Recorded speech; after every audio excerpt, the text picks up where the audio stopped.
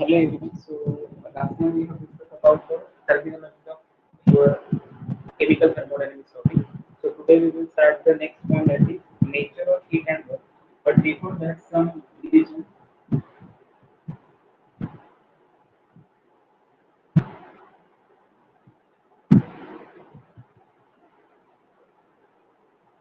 Most what is the thermodynamics? So thermodynamics is nothing but physical as well as a chemical transformation of any chemical process. So it is considered to be temperature. It is related with the temperature.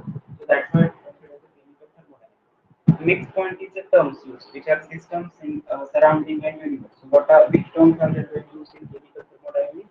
So system is nothing but it is a part of universe which is under thermodynamic consideration. And in case of surrounding, apart from the system, remaining part of the universe is called as a surrounding.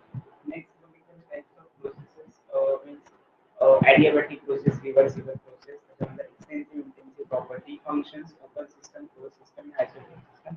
So what is in the open system? Open system means there is exchange of energy and matter. त्याला आपण consider करतो open system. Closed system means open. There is exchange of energy but not matter, and in case of isolated system, there is neither exchange of energy nor matter. So it is considered the thermal class. Example is thermal class. Extensive and intensive properties. So extensive properties are generally independent on the amount of matter.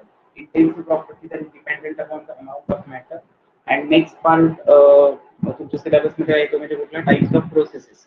Okay, so generally, which types of processes are used? So adiabatic process, isothermal, as well as a reversible process, irreversible process, isobaric process, isochoric process. So all these are the physical properties. And process means what? One equilibrium, one form of equilibrium is in undergo or attain thermal equilibrium with respect to another equilibrium. So it is considered as a process. Adiabatic process, isothermal process मध्ये बघितलं temperature same असतं, isochoric मध्ये volume same असतो. In case of isobaric process, change in pressure is always remains constant.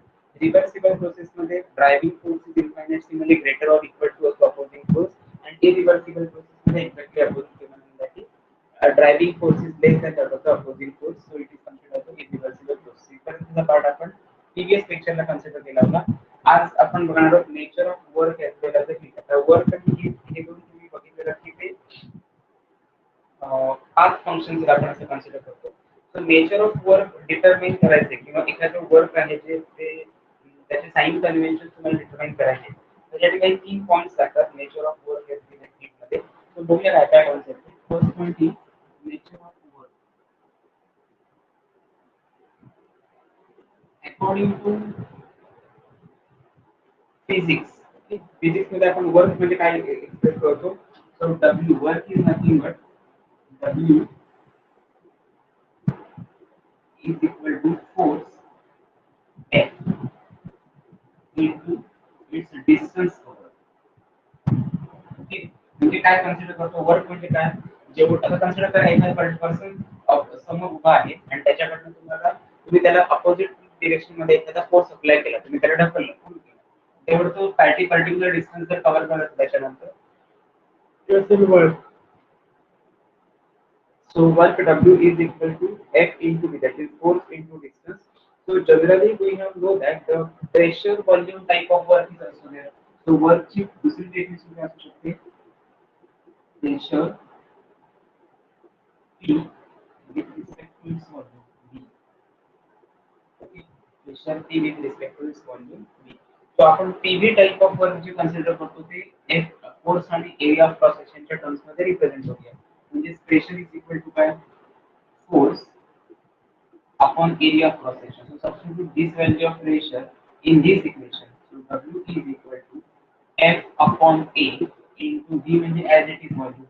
Consider करूया की 3 dimension parameter ने आपल्याला डिस्टन्सच्या form मध्ये रिप्रेझेंट करायचं. सो एरिया आपण डिस्टन्सच्या फॉर्म मध्ये कसं रिप्रेझेंट करतो F upon A d square आणि व्हॉल्यूम असेल तर d क्यूब. सो d आणि d स्क्वेअर मध्ये हे दोन d स्क्वेअर निघून गेले, राहिला एकच d म्हणजे काय F into d.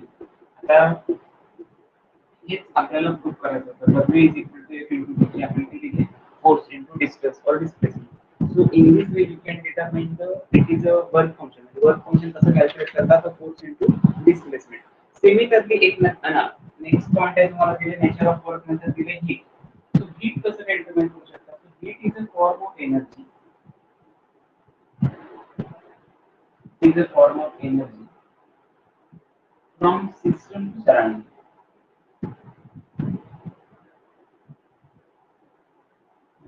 ही काय फॉर्म एनर्जीचा फॉर्म आहे आणि तो काय केला जातो सिस्टम कडनं सराउंडिंग कडे ट्रान्सफर केला जातो. So it is a amount of energy transfer from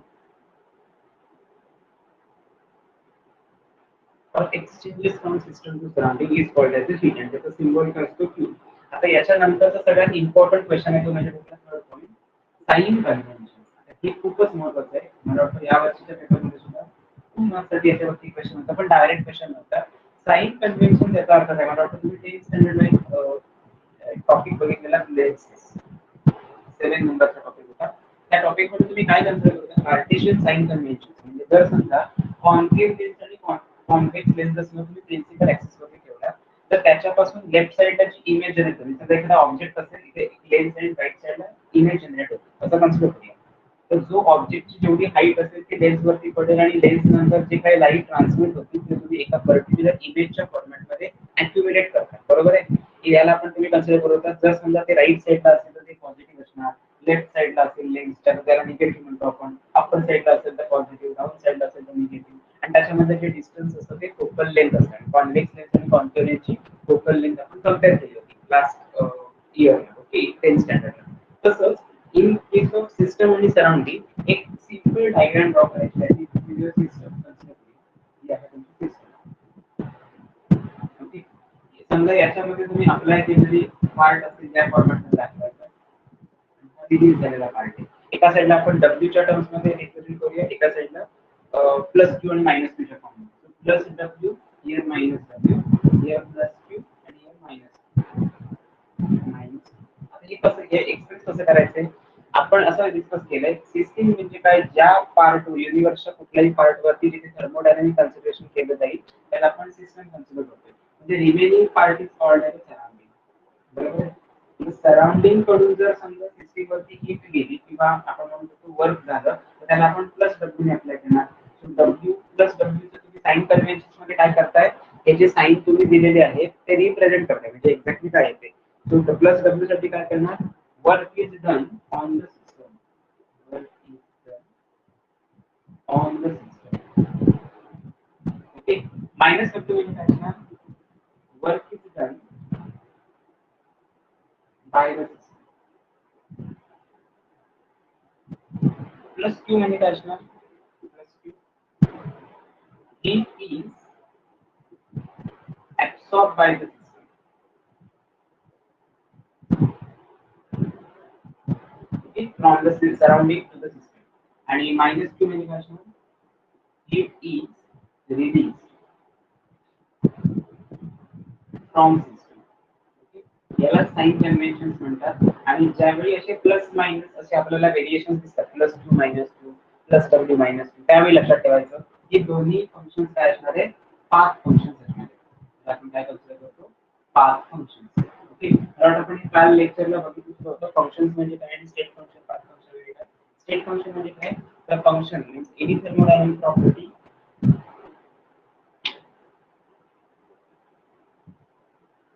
is depend upon the nature means as आपण consider केलेलं it depends upon the state of a system its initial state as well as the final state and it is independent on the path followed to reach that particular state is called as a state function and path function means what it is depends upon path and is independent on the state then it is considered as a path function. या फॉर्मॅटमध्ये आपण जर consider केलं the nature of heat and nature of याला sign convention consider केला तर W and Q जर question आला तर याचा तर एक कुठला तरी क्वेश्चन येईल असं तीन टोटल असा क्वेश्चन आहे ना nature of heat and work तीन साठी एक्सप्लेन करा असं क्वेश्चन येणार नाही. क्वेश्चन आला तर एक असेल की नेचर ऑफ वर्क डिटेल मध्ये एक्सप्लेन करा in the terms of distance as well as the force. Nature of work is equal to force into distance या फॉर्मॅट मध्ये जर कन्सिडर केला तर आणि जर तोही क्वेश्चन नसेल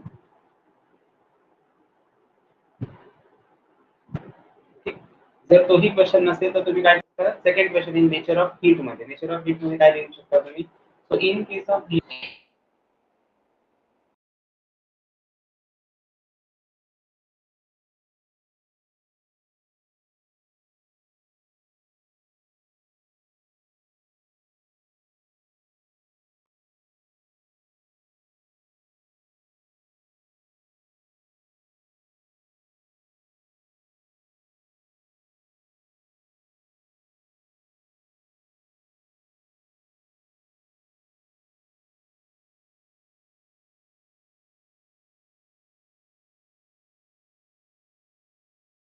तर तुम्ही मेजरमेंट करू शकत नाही डायरेक्टली, बट टेम्परेचर तुम्ही मेजर करू शकता बाय युझिंग इन्स्ट्रुमेंट. हीट तुम्ही डिटरमाइन करू शकत नाही. एक कलेक्टिव्ह कन्क्लुजन किंवा ऑब्झर्वेशन असतं की आजकाल आपल्याकडे हीट जास्त झाली, वाढलेली आहे असं आपण म्हणतो. आणि मग टेम्परेचर वाईज फॉर्मॅटमध्ये म्हणजे इन्स्ट्रुमेंट वरनं जे चेक केलं जातं त्याला टेम्परेचर म्हणतात.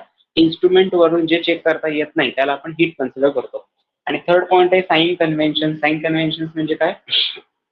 Plus W minus W plus Q minus Q ह्याचे साइन कन्व्हेन्शन ते मेन्शन केलेले आहेत. हा ही आहे सिस्टीम, इकडे पार्ट आहे सराउंडिंग. सिस्टीम कडून जर सराउंडिंग कडे हीट जात असेल तर त्याला आपण म्हणतो हीट इज रिलीज. सिस्टीम कडे हीट येत असेल तर heat is absorb. Work done system वरती होत असेल तर ऑन द सिस्टीम वर्ण वापरायचं, अदरवाईज बाय द सिस्टीम. ज्या ठिकाणी कुठल्याही टर्म्सची प्लस मायनस अशा व्हॅल्यू निघतात म्हणजे व्हेरिएशन दिसतं त्याला आपण कन्सिडर करतो path function. These are not state function. कारण स्टेटमध्ये W1 W2 W3 असं मेन्शन केलेलं असतं, initial state to final state. Okay, so हा एक तुमचा महत्वाचा पार्ट होता. त्याच्यानंतर एक एक्सप्रेशन आहे that is expression for the pressure volume type of work. Okay, त्याला एक डायग्राम एक्सपेक्टेड आहे. ती डायग्राम बघूया काय आहे ती. त्याच्या अगोदर फक्त याचं स्क्रीनशॉट घेऊन ठेवा.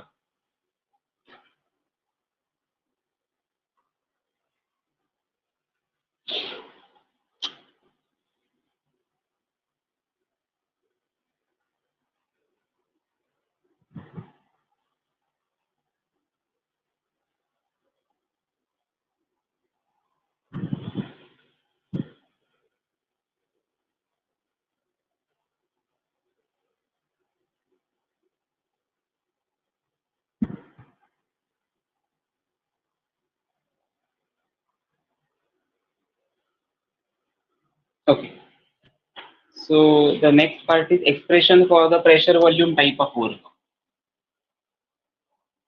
आता ही जी दोन एक्सप्रेशन आहेत मॅक्झिमम वर्क आणि pressure volume type of work, इथपर्यंत आपला आजचं लेक्चर संपेल. लक्षात एवढंच ठेवायचं की pressure volume type of work किंवा मॅक्झिमम वर्क या दोन पैकी एक एक्सप्रेशन थर्मोडायनामिक्स वरती ऑलवेज विचारलं जातं. समजा एक्सप्रेशन ऍज इट इज नाही आलं तर त्याच फॉर्म्युलावरती प्रॉब्लेम विचारला जातो. आणि जर समजा प्रॉब्लेम येणार असेल असं फिक्स असेल तर या टॉपिकमध्ये सगळ्यात लास्टला एक छोटंसं आर्टिकल आहे. त्या आर्टिकलमध्ये त्यांनी असं मेन्शन केलं की तुम्ही फर्स्ट लॉ, सेकंड लॉ आणि थर्ड लॉ थर्मोडायनामिक्स कशाशी रिलेट करता, कुठल्या फिजिकल क्वांटिटी बरोबर हे फर्स्ट लॉ, सेकंड लॉ आणि थर्ड लॉ रिलेट होतात. मला वाटतं हा सेम क्वेश्चन प्रीवियस जेईच्या पेपरमध्ये म्हणजे गेल्या वर्षीचे जे पेपर झाले जेईचे त्याच्यामध्ये फर्स्ट लॉ ऑफ थर्मोडायनामिक्स वरती क्वेश्चन होता.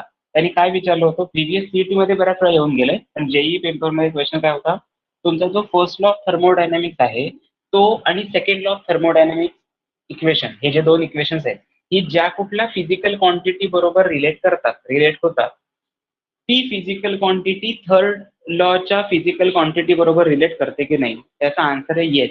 ओके, कसं काय आयडेंटिफाय केलं, कारण फर्स्ट लॉ ऑफ थर्मोडायनामिक्स आपल्याला असं सांगतो energy can neither be created nor be destroyed. मला वाटतं हे तुम्हाला पार्ट असणार सगळ्यांना. It can be transform into one form of energy to another form of energy. मग हा झाला फर्स्ट लॉ, बट त्याच्यानंतर एक मॉडिफाईड फर्स्ट लॉ येतो ज्याला तुम्ही इंटरनल एनर्जी बद्दल रिलेट करता. आणि थर्ड जो आहे तो तुमचा एंट्रॉपी बद्दल इन्फॉर्मेशन देतो. Entropy is denoted by the symbol S, एन्थॅल्पी is denoted by the symbol H and internal energy is denoted by the symbol you. Okay, आता तुम्ही डिटरमाइन करणार आहे एखादं इक्वेशन ते कशाच्या बेसवरती असेल, सिलेंडरच्या फॉर्मॅटमध्ये असेल आणि सिलेंडरवरती प्रेशर अप्लाय केलेलं असतं म्हणजेच pressure volume type of work त्याच्यावरती होतं. त्याचंच एक्सप्रेशन काय आहे ते आपल्याला डिस्कस करायचंय. सो बघूया one by one.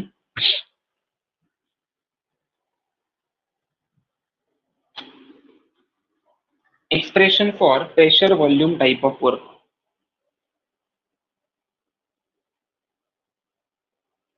Expression for pressure volume type of work.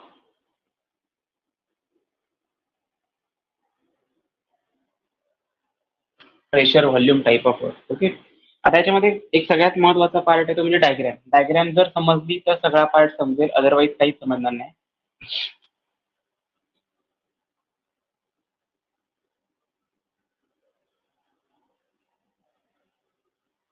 Okay, हा कन्सिडर करा एक सिलेंडर आहे आणि याच्यामध्ये पर्टिक्युलर गॅस फिलअप केलाय.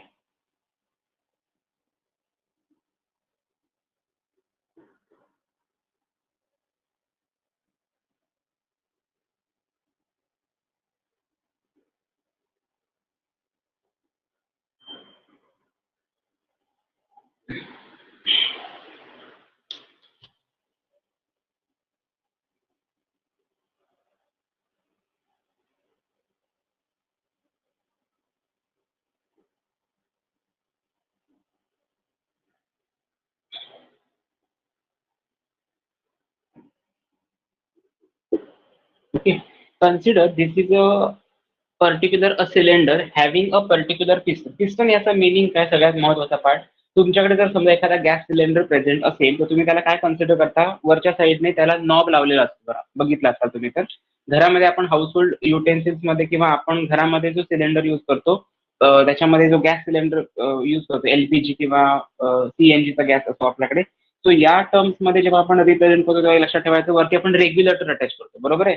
तसंच या त्याच्यामध्ये काय केलंय, कन्सिडर हा जो पर्टिक्युलर डॉटेड लाईन मध्ये इंडिकेट केलाय तो गॅस आहे आणि हा एक सिलेंडर आहे आणि हा वरती त्याला पिस्टन अटॅच केलेला आहे. पिस्टन याचा अर्थ असा लक्षात ठेवा तुम्ही की ज्यावेळी तुम्ही या टर्म्स मध्ये म्हणजे गॅस सिलेंडर वरती जेव्हा हा पिस्टन ठेवत असाल आणि तो मूव्ह होत असेल त्यावेळी तुम्हाला पर्टिक्युलर काय दिसेल, त्याची एक व्हॅल्यू मिळेल, that is pressure type of work. Okay, so consider a certain amount of gas. पहिल्यांदा डायग्राम बद्दल इन्फॉर्मेशन द्यायची. Consider a certain amount of gas which is at constant pressure P and it is enclosed in a cylinder. That cylinder is fitted with frictionless, हे खूप word महत्वाचे आहेत, frictionless movable rigid piston. बघा मी काय सांगितलं की consider a cylinder filled with a particular amount of gas. Volume त्याचा काय व्ही आहे आणि जो गॅस सिलेंडर कशाबरोबर फिट केलाय, fitted with the frictionless movable rigid piston. याच्याबरोबर आपण काय केलेलं आहे, तो मॉलिक्युल जो गॅस मॉलिक्युल आहे तो एनक्लोज केलाय. सेकंड पॉईंट मध्ये काय सांगणार, एक पर्टिक्युलर टाइम गेल्यानंतर ऍज द टाइम पासेस म्हणजे टेम्परेचर वाढल्याने गॅस एक्सपांड झाला. सो ऍज गॅस एक्सपांड होतो म्हणजे काय होतं एक्झॅक्टली गॅस. बघा त्याचा इनिशियल व्हॉल्यूम होता V1, नंतर तो V2 पर्यंत गेला. म्हणजे काय, इकडे जे तुमच्याकडे वरती जो पिस्टन असणार तो गॅसच्या बरोबर असणार. पिस्टन म्हणजे काय, गॅस बरोबर तो कंटिन्युअसली त्याची क्वांटिटी मेजर करण्यासाठी आपण युज करतो तो. सो गॅस जसा जसा एक्सपांड होत जाईल तशी तशी त्या पिस्टनची काय असणार, हाईट वाढत जाणार. पिस्टनची हाईट वाढते याचाच अर्थ काय, इंटरनल जो गॅस मॉलिक्युल आहे त्याचा व्हॉल्यूम पण वाढत असणार. म्हणजे पिस्टनची ऍक्च्युअल तुमची जी लेंथ असेल ती एवढीच असेल. ह्याच्या वरचा पार्ट कधी होईल, जेव्हा गॅस मॉलिक्युल त्याला ढकलत ढकलत ढकलत वरतीपर्यंत जाईल त्यावेळी तो पिस्टन काय आलेला असेल, वरती असेल. म्हणून त्याला मी पी अप्लाय केलंय, एक्सटर्नल प्रेशर, म्हणून त्याची अपोजिट डिरेक्शन दाखवलेली आहे. आणि हा V1 आणि V2 हा होता इनिशियल व्हॉल्यूम जेव्हा पिस्टन किंवा ते गॅस एक्सपांड झालेला नव्हता आणि गॅस एक्सपांड झाल्यानंतर त्याचा व्हॉल्यूम वाढत गेला आणि V2 पर्यंत पोहोचला. आता V2 minus V1 is equal to DV. But we know that force हा जो एक्सटर्नल प्रेशर आहे तो आपण फोर्सच्या टर्म मध्ये कसं रिप्रेझेंट करतो, आताच मगाशी बघितलेल्या 2 मिनिटापूर्वीच्या एक्झाम्पल मध्ये. Force is equal to external pressure into area of cross section म्हणजे ए. आता एक्सटर्नल प्रेशर अपोजिट डिरेक्शन मध्ये, म्हणजे ह्याला साईन काय येईल, मायनस. ओके, जर समजा अपवर्ड एक्सटर्नल प्रेशर जर फ्रॉम डाऊनवर्ड डिरेक्शनला असेल तर इथे तुम्ही प्लस घेणार, जर अपवर्ड डिरेक्शनला असेल तर तुम्ही त्याला मायनस घेणार. आता हे एक्सटर्नल प्रेशर मायनसच का आलं, आताच मी एक्सप्लेन केलं. जो पिस्टन आहे तो वरती वरती वरती वरती जातोय म्हणजे व्हॉल्यूम इन्क्रीज झाल्यानंतर प्रेशर हळूहळू हळूहळू काय होतंय, रिलीज व्हायला लागते, म्हणजे पिस्टनला तो ढकलतोय. त्याला आपण कन्सिडर करूया इक्वेशन नंबर 1. सेकंड, वर्क म्हणजे काय, वर्क डन कधी आपण डिटरमाइन करतो. So work is equal to force into displacement और डिस्टन्स. बरोबर आहे ना, फोर्स इंटू डिस्टन्स.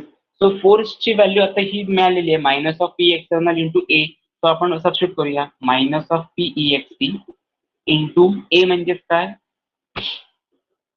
इंटू आहे तसा डी. ए म्हणजे area of cross section. Okay, minus of P external into A into D. आता आपलं हे झाली second equation. This is your third equation. आता पुढचा पार्ट काय, हे खूप इम्पॉर्टंट आहे, याच्यावरनं कॅल्क्युलेट जे करतोय आपण ते. मायनस ऑफ पी एक्सटर्नल इथपर्यंतचा पार्ट काही समजत नाही, बट मगाशी आपण एक असं बघितलेलं इक्वेशन मी परत लिहितो पाहिजे तर. W is equal to F upon A into V म्हणजे आपण डी क्यूब घेतला होता. ए ची टर्म जर सेकंड डायमेन्शन, आपण 2 डायमेन्शन 3 डायमेन्शनचा विचार केला, जर एरिया ऑफ क्रॉस सेक्शन आपल्याला डीच्या टर्म मध्ये, डिस्टन्सच्या टर्म मध्ये रिप्रेझेंट करायचं असेल तर तुम्ही लिहिणार F upon D square into D cube. D cube आणि डी स्क्वेअर मधले हे D D will get cancel, ह्याला फक्त एक सिंगल डी. सो तुम्ही लिहिलेला F into D is equal to W. इथपर्यंत तुमचं एक्सप्रेशन होतं वर्कचं, बरोबर आहे.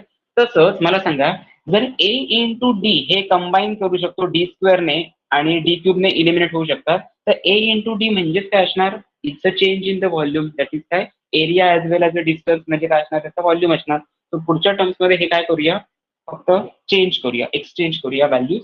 That is W is equal to minus of P external into delta V. Delta म्हणजे काय, स्मॉल चेंज. इथे आपण डीव्ही लिहिलंय म्हणून तो डेल्टा व्ही लिहिला. ओके, आता डेल्टा व्ही एक्सप्लेन करूया again. P external into delta V ची व्हॅल्यू काय, V2 minus of V1. This is equation number 4. Okay, जर समजा आता या एक्सप्रेशन, हे तुमचं फायनल एक्सप्रेशन आहे, W is equal to minus of P external into DV किंवा V2 मायनस V1. कन्सिडर करूया V2 ची व्हॅल्यू ग्रेटर आहे.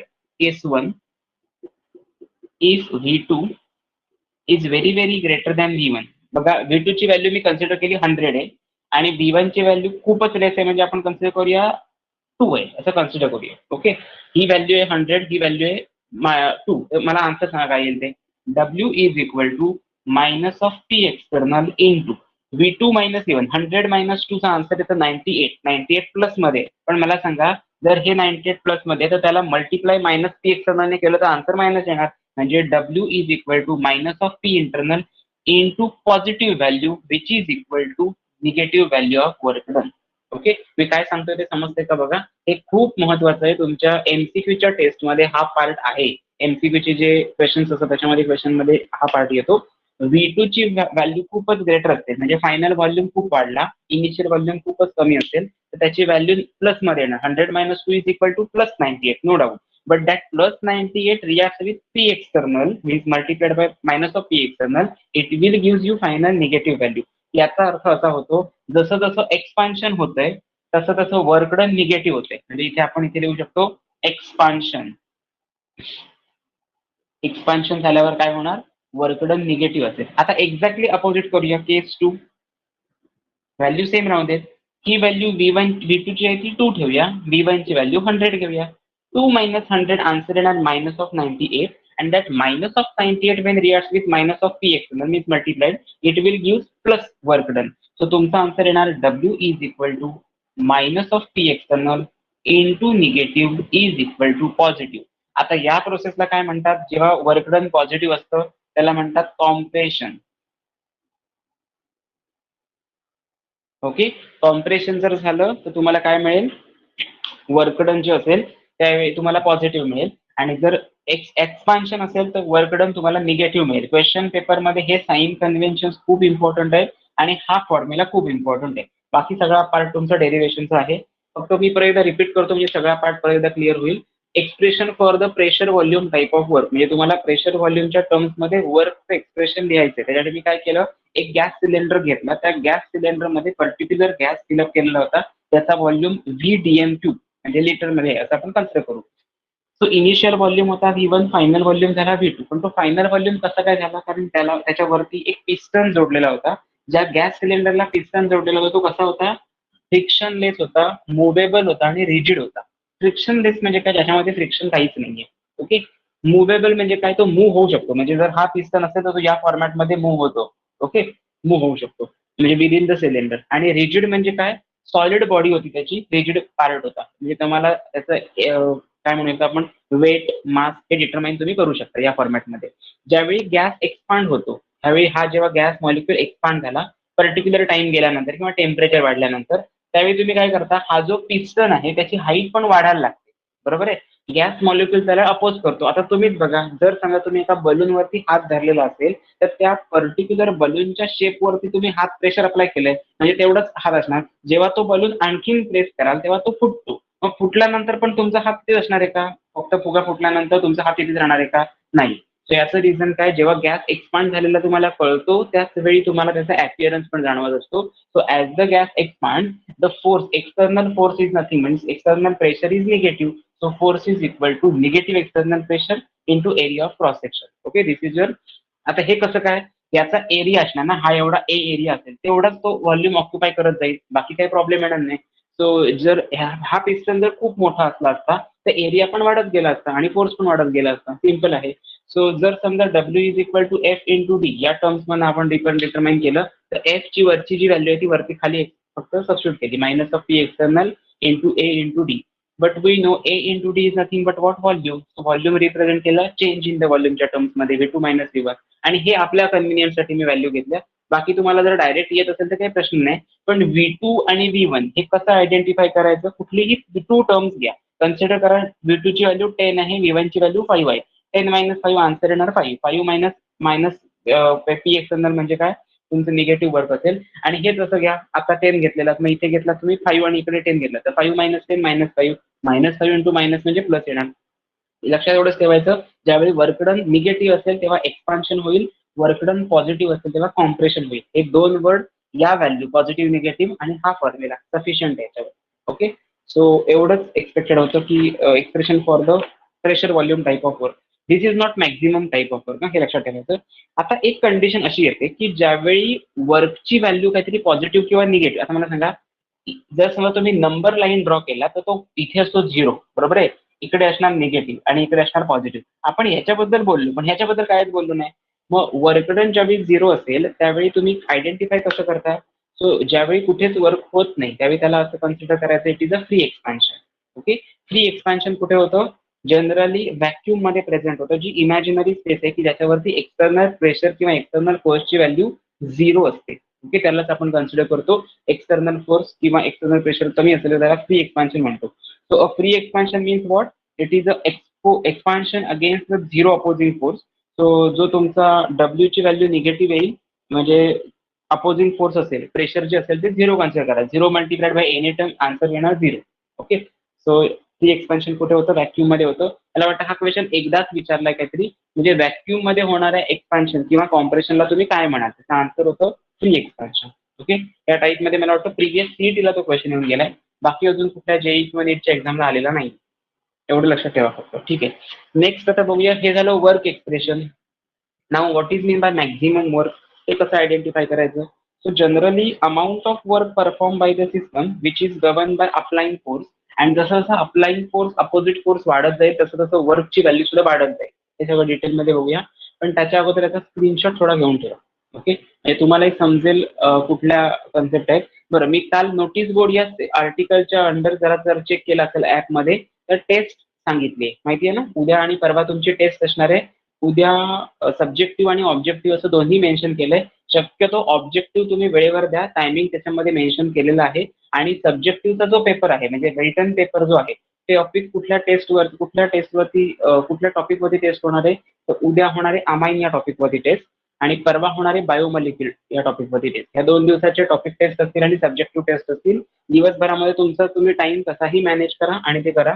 फक्त एक सब्जेक्टिव्ह जी टेस्ट असेल ती कधीही दिला तरी चालेल. ऑब्जेक्टिव्ह टेस्टला लिमिट आहे. ओके, टाइम लिमिट आहे, त्यामुळे प्लीज त्याच्यामध्ये जरा फक्त अवेअर असायला पाहिजे तुम्ही. आणि सेकंड थिंग, आपला याच्यानंतर अगोदर केमिकल कायनेटिक्स नावाचा टॉपिक होता बघा, तो कम्प्लीट झालाय. गेल्या वेळी त्याच्यावरची मी टेस्ट सेंड केलेली, पण मोस्ट ऑफ द स्टुडंटनी ती टेस्ट सॉल्व्ह केलेली नसेल, तर ती प्लीज सॉल्व्ह करा. त्याच्यावरचे विथ क्वेश्चन मी सांगितलेल्या मेथडमध्ये सब्जेक्टिव्ह पेपर सॉल्व्ह करा. क्वेश्चन नंबर 1 ओपन करा, क्वेश्चन नंबर 1 लर्न करा. थोड्या वेळानंतर सगळा पेपर कम्प्लीट झाला की बंद करून ठेवा तो आन्सर तुमची जी असतील ती, आणि एका पेजवरती तो पेपर सगळा लिहून काढा विदाऊट ऑप्शन. बट प्रिपेअर करताना विथ ऑप्शन करा. त्याच्या बाहेरचे कुठलेही क्वेश्चन नाही केला त्या टॉपिकसाठी तरी चालतील बोर्ड एक्झामसाठी. ओके, एवढं मी सांगतोय. सेकंड थिंग, तुमचं परवापासून म्हणजे 21 पासून सॅटर्डे पासून लेक्चर नाहीये, मी तुम्हाला सांगितलं. 21 पासून 8 पर्यंत नाहीये. 29 पासून तुमची रेग्युलर, 29 पर्यंत नाहीये. 30 पासून तुमचे रेग्युलर लेक्चर स्टार्ट होणार, 30 तारखेपासून. ओके, 30 तारखेला regular lecture in the sense, तुम्हाला मी हेही सांगितलंय मधल्या, जर तुम्ही रेकॉर्डिंग सगळे बघितलेले असतील अगोदरची तर माहिती असेल, जर बघितले नसेल तर प्रॉब्लेम मध्ये येणार तुम्ही, त्यातलं काहीच माहिती नसणार. सो रेकॉर्डिंग मध्ये असं मेन्शन केलंय की आता 21 पासून तुम्ही टोटल टाइम तुमचा सीबीएसईला द्या. तुमचं जे सीबीएसईचं वर्किंग चाललेलं आहे किंवा चालू आहे त्याच्यावरती 21, 22, 23, 24 पर्यंत टाइम द्या. आणि 25, 26, 27, 28 आणि 29 या 5 दिवसांमध्ये टोटल आपला स्टेट बोर्डचा जेवढे जेवढे टॉपिक झाले, जेवढे जेवढे क्वेश्चन झाले, त्याचं मटेरियल आधी तुमच्याकडे आहे की नाही चेक करा आणि त्याची रिव्हिजन घ्या. रिव्हिजन इन द सेन्स, समजा आपला केमिकल कायनेटिक्स नावाचा टॉपिक आहे आणि तुम्ही जर ती टेस्ट जेन्युअनली प्रिपेअर केलेली असेल तर तेच क्वेश्चन फक्त रिवाइज करायचे. अल्डिहाइड कीटोन कार्बोक्सिलिक ऍसिड नावाचा टॉपिक आहे, तर तो त्याची टेस्ट जी मी तुम्हाला सेंड केलेली होती subjective topic wise test hand return पीडीएफच्या फॉर्मॅटमध्ये, सो ती टेस्ट तुम्ही as it is with question, म्हणजे होल कृष्ण रिडक्शन मध्ये कुठला रिएजंट यूज करतात, अल्डोल कंडेन्सेशन म्हणजे काय, त्याची explain the term, acidity of carboxylic acid, basicity of amine, या टर्म्स मध्ये जे जे क्वेश्चन घेतलेले हॅलोजन डेरिव्हेटिव्ह मध्ये युजेस, एन्व्हायरमेंटल इफेक्ट, हा सगळा जो पार्ट आहे तो एकदा रिवाइज करा. त्याचं रिझन आहे जेव्हा तुमचा हा टॉपिक स्टार्ट झाला तेव्हा पेपर टूचा मोस्ट ऑफ द पार्ट म्हणजे halogen derivative, alcohol, phenol ether, aldehyde, ketone, amine, biomolecule, हे 5 मेजर टॉपिक तुमचे कंप्लीट झाले रिॲक्शनचे. आता जर रिॲक्शन बघितलात नाही आणि महिन्याभरानंतर ओपन करून बघितलात, रिॲक्शन मधला आर सुद्धा आठवणार नाही. आलं लक्षात ना? तुम्ही आधीच हे क्लिअर करतोय, जेवढं तुमच्याकडनं झालंय आता प्रिपेअर आपलं ते वाचणं एक्सपेक्टेड आहे, म्हणून ही मधली सुट्टी आहे. मधल्या ब्रेकमध्ये तुम्ही टोटली त्याला निग्लेक्ट जर केलात तर खूपच डिफिकल्ट नंतर कंडिशन येणार, कारण त्यावेळी तुमचं रेग्युलर कॉलेज आणि प्लस प्रॅक्टिकल स्टार्ट होतात. जरी तुम्ही इंटिग्रेटेड बॅचला असाल तरी सुद्धा इंटिग्रेटेड बॅचची सॅटर्डे संडेला तुमची प्रॅक्टिकल कंडक्ट केली जातात आणि हे आफ्टरनून नंतर पॉसिबल आहे, शक्य आहे. म्हणजे तुमचं त्याच्यानंतरची जी लेक्चर्स असतील ती मॉर्निंगला कंडक्ट करता येऊ शकतात. ओके, 30 तारखेनंतर जेव्हा तुमचं रेग्युलर रुटीन असेल, 30 तारखेचं मला वाटतं लेक्चर मॉर्निंगला असेल, 31चं पण मॉर्निंगला असेल, परत 1 पासून तुमचं दुपारचं लेक्चर स्टार्ट होईल. पण ते टाइम फ्लेक्झिबिलिटी राहू शकते, म्हणजे 11 वाजता पण आपण त्या दिवशी लेक्चर घेऊ शकतो, 1:30 वाजता पण आपण लेक्चर घेऊ शकतो. म्हणजे जर तुमचे महत्वाचे टॉपिक कन्सिडर करायचे झाले तर पेपर 2 चे ट्रान्झिशन एलिमेंट्स आणि ऑर्डिनेशन कंपाऊंड हे दोनच खूप महत्वाचे टॉपिक राहिलेले आहेत. आणखीन पेपर 1 मध्ये आपला थर्मोडायनामिक्स आता चालू आहे, तो उद्या परवापर्यंत नक्कीच संपणार नाही. नो डोंट वरी, कारण उद्या आणि परवा तुमची टेस्ट असणार आहे, म्हणजे 19 आणि 20ला तुमची टेस्ट आहे. 21ला पासून सुट्टी असेल, म्हणजे उद्या आपलं जेवढं मला वाटतं याच्या पुढचा थोडा पार्ट होईल, पण कम्प्लीट नाही होणार, एवढं कन्फर्म. लेंदी आहे टॉपिक, त्यामुळे कम्प्लीट लगेच होणार नाही. त्यामुळे जेवढा पार्ट झालाय तेवढं मटेरियल फक्त कलेक्ट करून ठेवा. थर्मोडायनामिक्स आधी काही स्टडी करू नका. थर्मोडायनामिक्सची डेरिव्हेशन ते लिहून काढायला सोपं टाइम वेळ मिळतो. केमिकल कायनेटिक्स झालाय, सोल्युशन हा टॉपिक झालाय आणि तुमचं मला वाटतं केमिकल कायनेटिक्स आणि सोल्युशन हे दोनच टॉपिक तुमचे पेपर 1 झालेत, ते कम्प्लीट करा. जर थर्मोडायनेमिक्स कम्प्लीट झाला तर इम्पॉर्टंट टॉपिक राहिलाय कुठला महत्वाचा असतो जर मला विचाराल तर तो आहे सॉलिड स्टेट एक राहतो आणि तुमचा लास्ट एलिमेंट्स ऑफ ग्रुप 16, 17, 18. इलेक्ट्रोकेमिस्ट्रीचं as compare to theory weightage 4च मार्काचं आहे, त्यामुळे ते डिपेंड करतं की तुम्ही काय काय, आणि त्याच्यातले क्वेश्चन फिक्स आहेत. हायड्रोजन ऑक्सिजन फ्युएल सेलवरती इक्वेशन येतो, कन्स्ट्रक्शन वर्किंग प्रिन्सिपल, त्याच्यावरती नर्स इक्वेशन आहे, त्याच्यावरती प्रॉब्लेम येतो. परत सेमीकंडक्टर म्हणजे इलेक्ट्रोलायटिक सेल कुठले आणि इलेक्ट्रो वोल्टाईक सेल कुठले आहेत हे विचारलं जातं. आणि 1-2 क्वेश्चन आहेत, म्हणजे त्याच्यामध्ये ड्राय सेल म्हणजे काय, त्याची फंक्शन्स आहेत. त्याची माझ्याकडे एक पीडीएफ आहे, मी काय केलंय सगळे सेल घेतले, त्याचा ईएमएफ किती असतो तो घेतला, त्याचं फंक्शन काय, त्याचे कॅथोडिक आणि anodic as well as a net cell reaction, हेच पॉईंट तुमच्या नोटमध्ये येतात. मग ते जर तुम्ही नोट प्रिपेअर करून ठेवलेली असेल किंवा तो चार्ट जर लर्न केलेला असेल तर ते इझी जाईल तुम्हाला. ओके, म्हणजे तुमचा तो मोस्ट ऑफ द टॉपिक होईल. आता राहतील कुठले, पॉलिमर केमिस्ट्री आणि तुमचा ग्रीन केमिस्ट्री, हे दोनच टॉपिक मग राहतील. आणि त्या 2 टॉपिकमध्ये 3-3 मार्काच्या वेटेजमध्ये पॉलिमर केमिस्ट्री थरली करणं एक्सपेक्टेड आहे, कारण तुम्हाला जेईसाठी तो महत्वाचा आहे म्हणून. बट नॅनो टेक्नॉलॉजी आणि नॅनो केमिस्ट्रीवरती थेरॉटिकल क्वेश्चन्स आहेत, त्यातला एक एमसीक्यू येऊ शकतो आणि बीएसए येऊ शकतो कंपल्सरी क्वेश्चन मध्ये. बाकीचे तुम्ही 2 क्वेश्चन आहेत ते ऑप्शनला टाकू शकता एका टॉपिकसाठी. पण जरी तुम्ही ऑप्शनला टाकणार असाल तरी मी इथे मात्र घेताना घेणार. ओके सगळे, त्यामुळे एवढं लक्षात ठेवायचं की मग आपला topic most of the cover होईल. आणि गणपती जसं आपलं ठरलंय की गणपतीच्या अगोदरपर्यंत एवढे टॉपिक वगैरे कम्प्लीट करायचे आहेत आणि त्याच्यावरच्या टॉपिक वाईज ते स्टार्ट करायचे, तर त्या कंटिन्यू होतील. पण जेव्हा कम्प्लीट होणार 70% तेव्हा असं वाटतं की नाही आपलं अगोदरचं प्रिपेअर झालेलं नाही. ओके, सो त्याच्यासाठी मी सांगतोय तो कॉन्फिडन्स बिल्डअप होण्यासाठी मधल्या 5 दिवसांमध्ये जसं तुम्हाला टाइम मिळेल, समजा सुरुवातीला तुम्ही स्टेट बोर्ड करणार असाल आणि मग सीबीएसई करणार असाल तरी चालेल, किंवा अगोदर सीबीएसई करणार असाल तरी चालेल, पण 5 दिवसांच्या वरती या सुट्टीपैकी कुठलाही एक्स्ट्रा दिवस स्टेट बोर्डला देऊ नका. तुमचं सीबीएसई चालू ठेवा, ओके, कारण त्याला वेटेज जास्त असणार आहे म्हणून. ओके, इथपर्यंत तुम्हाला सांगण्यामागचा उद्देश काय, कारण काही स्टुडंट लेक्चर्स बघत नाहीये, रेकॉर्डिंग बघत नाहीये, त्यामुळे लिंक लागताना मग डिफिकल्ट होणार. आणि एकदम जर रेकॉर्डिंग सगळंच बघायचं असेल तर तो 3-3.5 तासाचा पिक्चर बघितल्यासारखं होणार आणि हेक्टिक होणार, अंडरस्टँडिंग होणार नाही कन्सेप्टचं, आणि डोळे आधी मेन म्हणजे खराब होतील. ओके, सो असं काही करू नका. जेवढं घेतलंय तेवढं चांगलं प्रिपेअर करा आणि काही डाऊट्स असतील तर पर्सनल लेवलला विचारला तरी चालेल. ओके, ठीक आहे. आता पुढचा पॉईंट बघूया, दॅट इज मॅक्झिमम वर्क.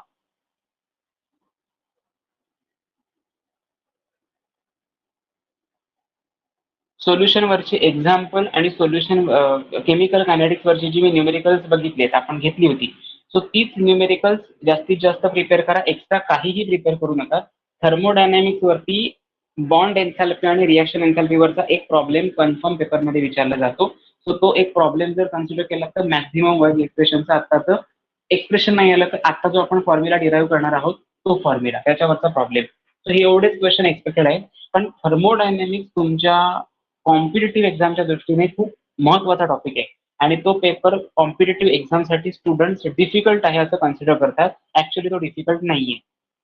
पण तुम्हाला टर्मिनॉलॉजी माहिती पाहिजे. मी कालच्या लेक्चरला मुद्दाम सगळ्या टर्मिनॉलॉजी घेतल्या बघा. सिस्टम म्हणजे काय, surrounding, extensive property, intensive property, state function, path function, again adiabatic process, reversible process, irreversible process, isochoric process, isobaric process, आणि एक छोटासा पार्ट म्हणजे फंक्शन म्हणजे काय आपण म्हणतो ना असं, किंवा प्रोसेस म्हणजे काय, that is your adiabatic process, असा एक डायरेक्ट वर्ड वापरतो. मग प्रोसेसचा एक्झॅक्ट मिनिंग काय.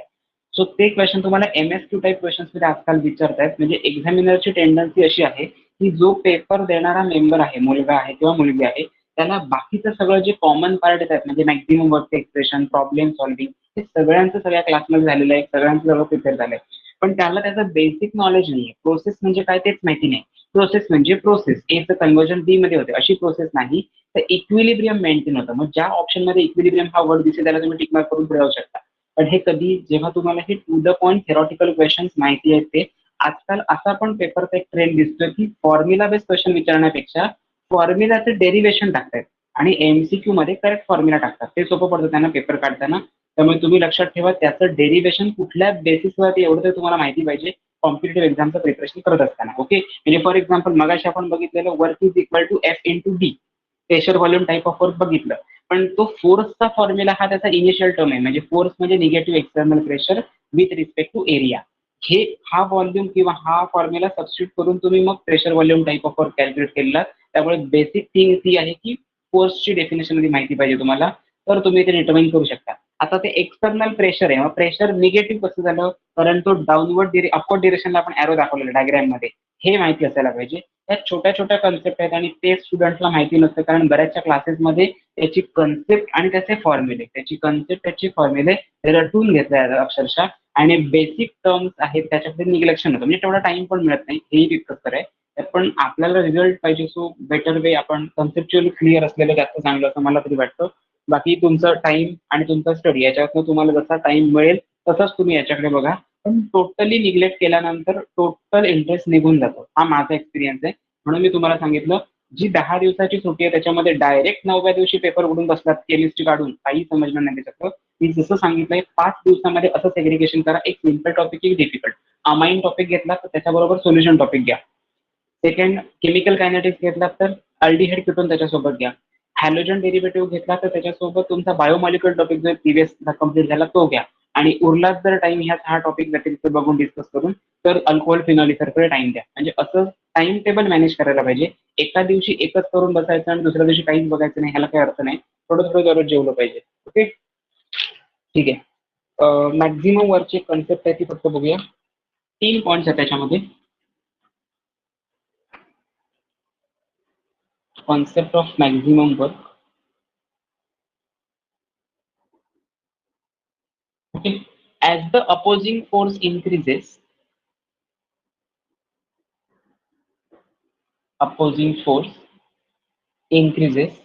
W max म्हणजे काय, maximum work done also increases. म्हणजे वर्क डनची व्हॅल्यू कधी इन्क्रीज होत जाईल from system to the surrounding, म्हणजे वर्क डन कधी होईल जेव्हा अपोजिंग फोर्स काय असेल, मॅक्झिमम. आता मला सांगा, जेव्हा अपोजिंग फोर्स जास्त असेल, बघा सेकंड पॉईंट मध्ये मी दिलोय, when opposing force increases, amount of efforts required to overcome, amount of efforts required to overcome it also increases. बरोबर आहे ना. मी काय सांगतो ते बघा. पहिल्या कालच्या लेक्चरला आपण रिव्हर्सिबल प्रोसेसची डेफिनेशन बघितली होती. The process in which driving force is infinitesimally greater or equal to opposite force. याचा अर्थ काय होतो, आपण असं कन्सिडर करूया ड्रायव्हिंग फोर्स आहे, तो ग्रेटर असेल किंवा इक्वल असेल अपोजिंग फोर्स पेक्षा, तरच त्याला तुम्ही कन्सिडर करता रिव्हर्सिबल प्रोसेस. मग इरिव्हर्सिबल म्हणजे काय, exactly opposite. Opposing force greater असणार आहे ड्रायव्हिंग फोर्स पेक्षा, त्याला तुम्ही काय म्हणता, इरिव्हर्सिबल प्रोसेस. गाडी रिव्हर्स घेता म्हणजे काय करता, बॅक साईडला तुम्ही क्लच, बॅक साईडला तुम्ही गिअर टाकता, रिव्हर्स गिअर टाकता. याचा अर्थ काय, तो पुढे तर नक्कीच जाणार नाही ना. म्हणजे जो काही फोर्स असेल तो अपोजिट बघताना तुम्ही मिररचा तर आधार घेतात त्याच फॉर्मॅटमध्ये, ह्याच्यामध्ये ग्रेटर दॅन किंवा इक्वल असलं तरी चालतं रिव्हर्सिबल मध्ये, पण याच्यामध्ये मात्र कमीच असावा लागतो. ड्रायव्हिंग फोर्स हा कमीच असावा लागतो. मग ड्रायव्हिंग फोर्स कमी करायचा म्हणजे काय, ते ओव्हरकम करायचं. मग अपोजिंग फोर्स ओव्हरकम केल्यानंतर मॅक्झिमम वर्क होऊ शकतं. त्याला आपण कन्सिडर करतो amount of efforts required to overcome that opposing force will be higher. Okay, so this is your maximum work. आणि थर्ड एक्सप्रेशन आपलं असं होतं, जेव्हा अपोजिंग फोर्स म्हणजे किंवा एक्सटर्नल प्रेशर हे स्मॉलर असेल, ड्रायव्हिंग अपोजिंग प्रेशर म्हणजे पी एक्सटर्नल म्हणूया आपण, पी एक्सटर्नल हे काय असेल, जर स्मॉलर असेल ड्रायव्हिंग फोर्स पेक्षा, तर तिथे मॅक्झिमम वर्क होऊ शकते. ह्या 3 कंडिशन्स लक्षात ठेवायच्या.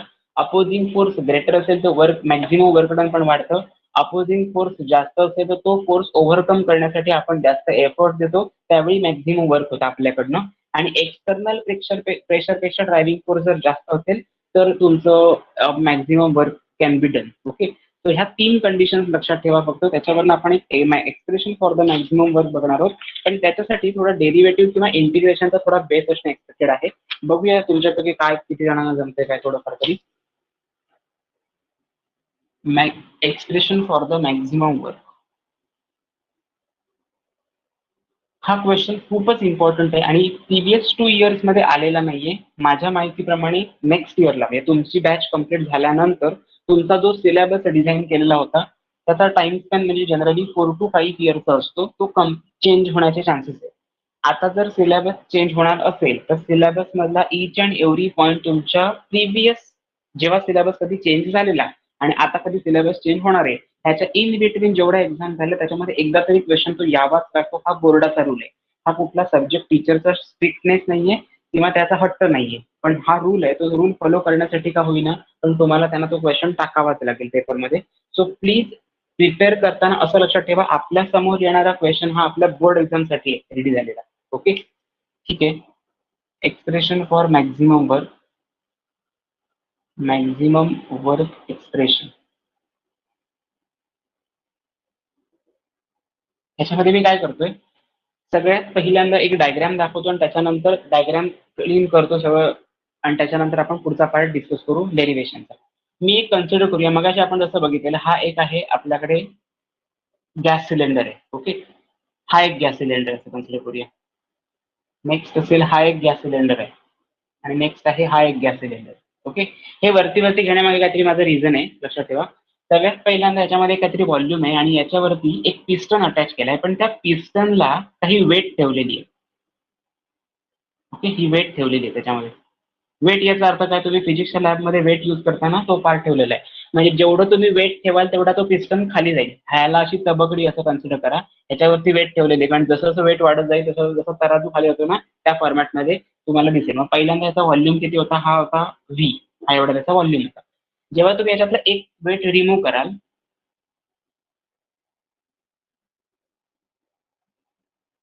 ओके, ह्याच्यातला एक वेट रिमूव्ह कराल,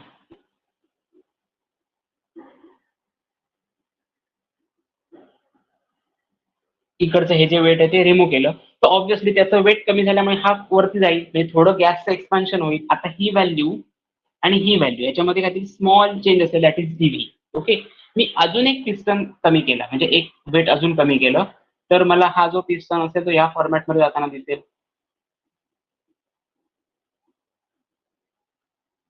इथे एकच आहे असं कन्सिडर करूया. इथे 2 होती ना आधी वेट, आता एकच ठेवलंय मी. एक वेट कमी झाल्यानंतर हा व्हॉल्यूम वेगळा असणार आणि हा व्हॉल्यूम वेगळा असणार, ह्याचा व्हॉल्यूम डीव्ही असेल.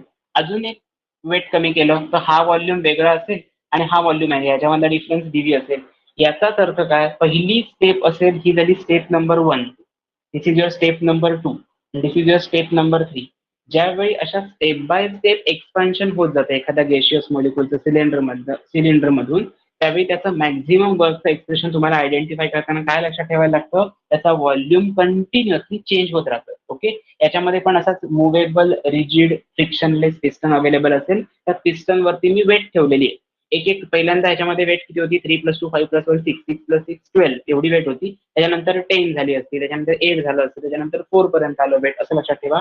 सो ज्यावेळी असे गॅस सिलेंडरचं आपण डिस्कशन करतो त्यावेळी त्याच्यामध्ये जो होणारा व्हॉल्यूम मध्ये चेंज होतो. आता हे वरती जर पिस्टन असेल तर खाली काय असणार आहे, गॅस मॉलिक्युल फिलअप केलेले असणार, बरोबर आहे.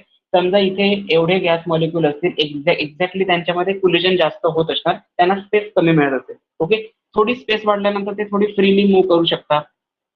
बरोबर आहे. याच्यापेक्षा इथे स्पेस वाढली तर अजून थोडे फ्रीली मूव्ह होऊ शकतात. इथे तर त्याची कायनेटिक एनर्जी सुद्धा वाढलेली दिसेल. ते कंटिन्युअस रॅन्डम मोशन मध्ये दिसेल according to kinetic theory of gases. So या टर्म्स मध्ये जर कन्सिडर केलात तर स्टेप 1 मध्ये जेवढं वर्क असेल त्याच्यापेक्षा स्टेप 2 मध्ये थोडं वर्क वेगळं असणार आहे. स्टेप 2 मध्ये जेवढं वर्क एक्सपेन्शन होईल त्याच्यापेक्षा स्टेप 3 मध्ये वेगळं होत जाईल आणि हे असं इन्फायनाईट टर्म्स मध्ये दिसत राहील. कंटिन्युअस त्याचे तुम्ही जेवढे वेट काढून टाकाल तेवढे ते गॅस मॉलिक्यूल जेवढे सिलेंडर मध्ये त्यांना ऑक्युपाय करायला स्पेस पाहिजे तेवढे ते ऑक्युपाय करू शकतात. ओके, ह्याच्यावरनं तुम्हाला मॅक्झिमम वर्क एक्सप्रेशन ड्रॉ करायचंय. ऑब्व्हियसली आपण मगाशी pressure volume type of only work बघितलं. आता आपण एक वर्ड वापरलाय मॅक्झिमम, याचा अर्थ एक्सचं कन्व्हर्जन आपल्याला ह्या स्मॉल क्वांटिटीचं कॉन्सन्ट्रेशन किंवा एक्सट्रॅक्शन या कॅपिटल एक्स मध्ये करायचं. याचा अर्थ काय की स्मॉल क्वांटिटी कॅपिटल व्हॅल्यू मध्ये इन्क्रीमेंट करून दाखवायचे. त्याला तुम्ही कन्सिडर करता मॅथ्स मध्ये इंटिग्रेशन. समजा ही टर्म याच्यामध्ये एक्सप्रेस करायची, भारताची लोकसंख्या तुम्हाला सांगायची लॅक मध्ये सांगायची, तर तुम्ही काय कन्सिडर करता, भारताच्या लोकसंख्येमध्ये जेवढी जेवढी लोक आहेत ते काय मॅप मध्ये काढून दाखवता का? नाही, तुम्ही शेड करता तो पोर्शन. बरोबर आहे. म्हणजे त्याचा एरिया ऑफ क्रॉस सेक्शन आणि असणारे पॉप्युलेशन याच्यामध्ये तुम्ही मॅनिप्युलेशन करता, मॅथमॅटिकल कॅल्क्युलेशन करून मॅनिप्युलेशन करता आणि ते एकाच पेजवरती रिप्रेझेंट व्हायला पाहिजे म्हणून जेवढं शॉर्ट करता येईल तेवढं करता. त्याला तुम्ही कन्सिडर करता डिफरन्शिएशन. ओके, जर लार्जर क्वांटिटी स्मॉल क्वांटिटी मध्ये एक्सप्रेस करायची झाली तर हे टेक्निक यूज करायचं. स्मॉलर क्वांटिटी लार्जर क्वांटिटी मध्ये एक्सप्रेस करायची झाली तर इंटिग्रेशन ही मेथड यूज करायची. ओके, ही तुमची डायग्राम जर तुम्हाला समजली असेल तर आपण आता मॅक्झिमम वर्क एक्सप्रेशन येऊया. खूप इम्पॉर्टंट पार्ट आहे.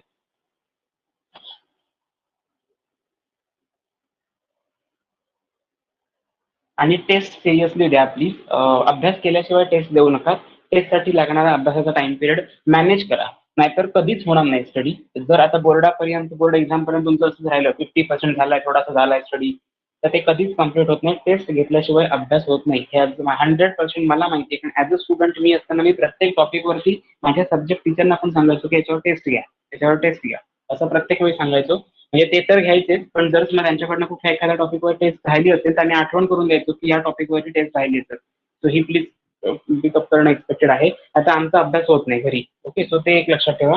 तसं तुमच्यापैकी पण तुम्ही असं सांगणं मला एक्सपेक्टेड नाहीये, पण माझ्याकडनं काही मिस्टेक होत नाहीये त्या बाबतीमध्ये. सो प्लीज तुम्ही त्याला फक्त कॉपरेट करा. ठीक आहे. एक एक्झाम्पल घेऊया. मगाशी आपण जे डायग्राम ड्रॉ केलेली ती, consider N number of mole of a gas.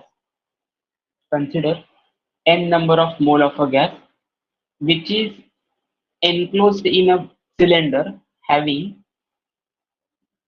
frictionless, movable, rigid piston fitted on it.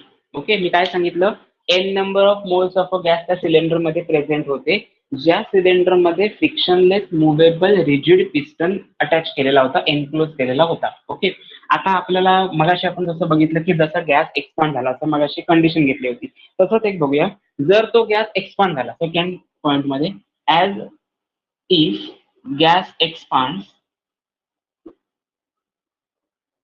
volume will increase from V1 to V2. Correct आहे ना? From V1 to V2. Initial volume कडनं final volume कडे तो gas काय होत जाईल, expand होत जाईल, इथपर्यंत आपल्याला माहिती आहे. आता या केसमध्ये जर समजा एक्सपान्शन हे नंबर ऑफ स्टेप्स मध्ये आपण डिव्हाइड केलं, okay, this expansion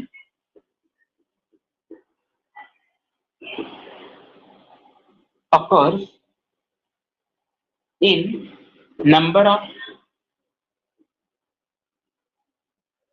steps.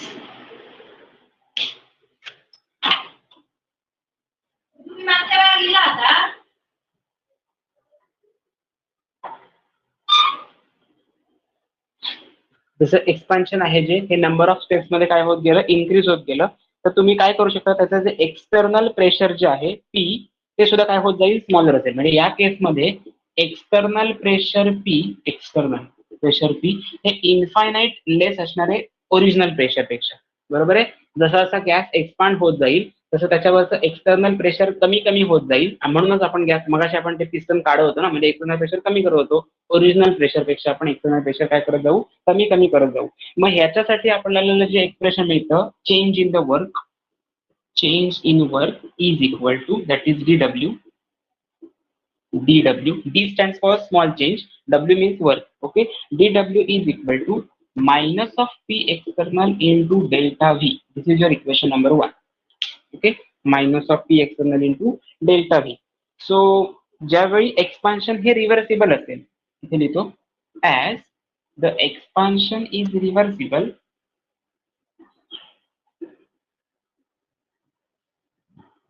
as the expansion is reversible, then P is very very greater than that of the small quantity dP. P is very very greater than that of the small value of dP.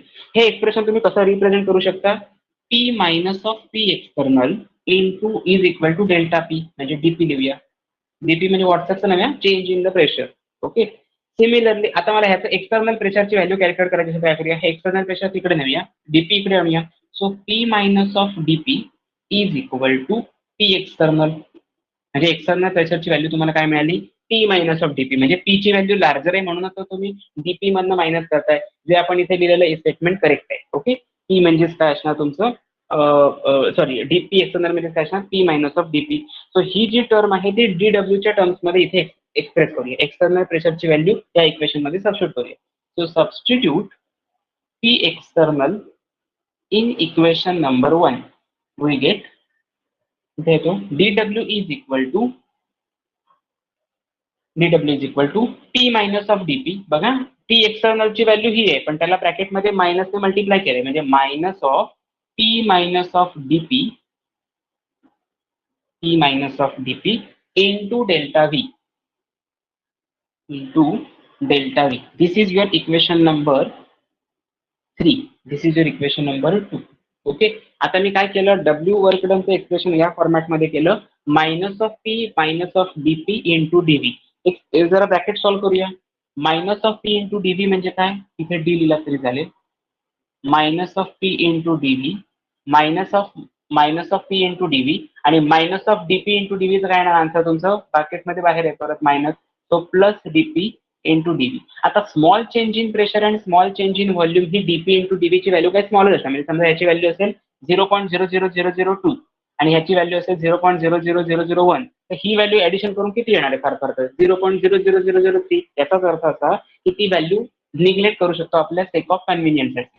So एवढं लक्षात ठेवा, dw is equal to minus of PdV. हे तुमचं final expression मिळालं आता calculate केलेलं pressure volume टाईपचं. Okay, आता मला सांगा, ही जर व्हॅल्यू स्मॉल असेल तर फायनल व्हॅल्यू किंवा मोठा सिलेंडर जर असेल तर त्याच्यामध्ये ते इंटिग्रेट करावे लागतील. याचाच अर्थ इंटिग्रेशन तुम्हाला या इक्वेशनचं घ्यायचं. So integrating the above equation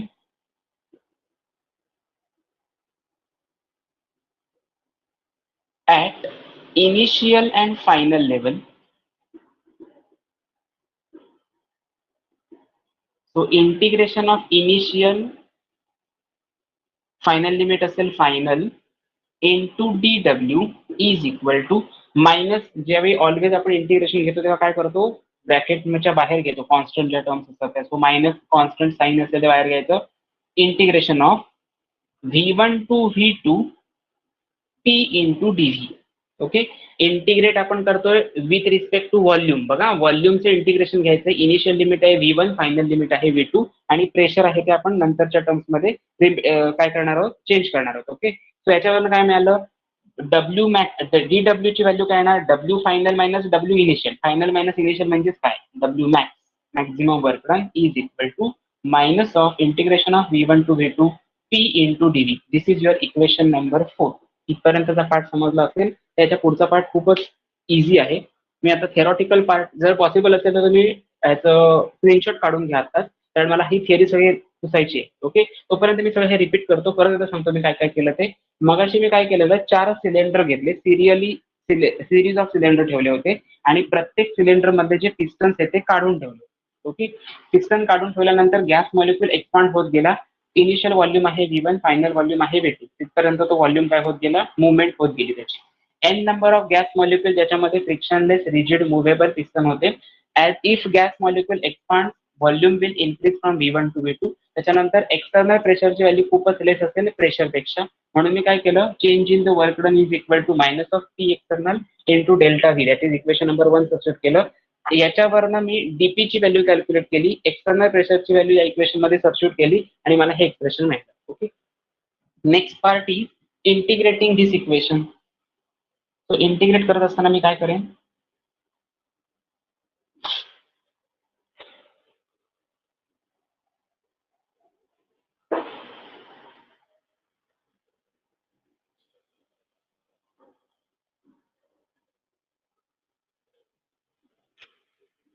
W max is equal to, according to ideal gas, according to ideal gas,